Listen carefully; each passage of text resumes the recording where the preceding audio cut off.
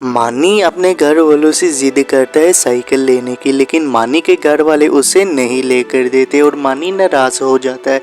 लेकिन फिर होता है कुछ ऐसा जिसे सब घर वाले हैरान हो जाते हैं। तो आइए देखते हैं कि ऐसा क्या होता है। पापा जी, आप आज भी मेरे लिए साइकिल नहीं लेकर आए। आप तो कह रहे थे कि मैं कल काम से आते हुए साइकिल ले आऊंगा। बेटा, मैं भूल गया था साइकिल लानी। कल मैं पक्का ले आऊंगा तुम्हारे लिए। आप रोज ऐसे ही कहते हैं, लाते तो है नहीं। आप अब जब तक मुझे साइकिल नहीं ला कर देंगे मैं तब तक कुछ खाऊं पीऊंगा ही नहीं। मानी, ऐसे जिद नहीं करते। मैं तुम्हें कह रहा हूँ ना कि कल मैं ले आऊंगा साइकिल। और मैंने भी आपको कह दिया है कि मैं तब तक कुछ भी नहीं खाऊंगा और मैं जा रहा हूँ अपने दोस्त के पास।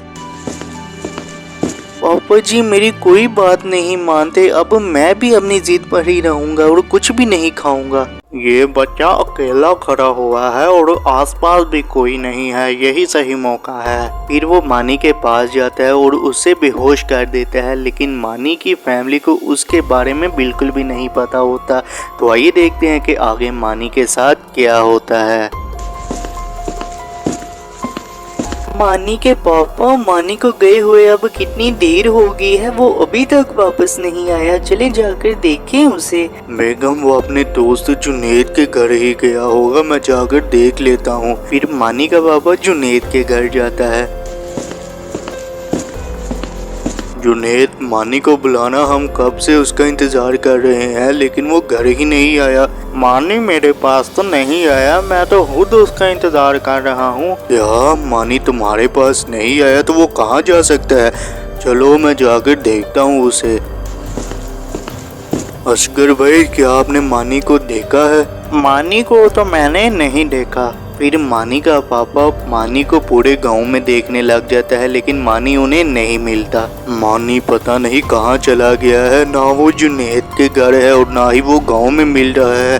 कहीं ऐसा तो नहीं कि मानी को किसी ने अगवा कर लिया। मानी के पापा को मानी का पता नहीं चलता, जिससे वो काफी परेशान हो जाता है। तो आइए देखते हैं कि उन्हें मानी मिलता भी है या नहीं। आप जल्दी से इस लड़के को शहर में ले जाता हूँ और काफी अच्छे पैसे भी मिल जाएंगे मुझे इसके। ये तो मानी मुझे लग रहा है, लेकिन ये आदमी कौन है? ये तो हमारे गांव का लग भी नहीं रहा। मैं भी फोन करता हूँ जमील को और उसे बुलाता हूँ यहाँ। मानी के पापा, मानी का फिर पता चला है? नहीं बेगम, मैंने पूरे गांव में मानी को देख लिया है, पता नहीं कहाँ चला गया है वो। फिर उन्हें असगर का फोन आता है और वो सारी बात बताता है उन्हें। बेगम, मानी का पता चल गया है, कोई उसे अगवा करके शहर में ले जा रहा था।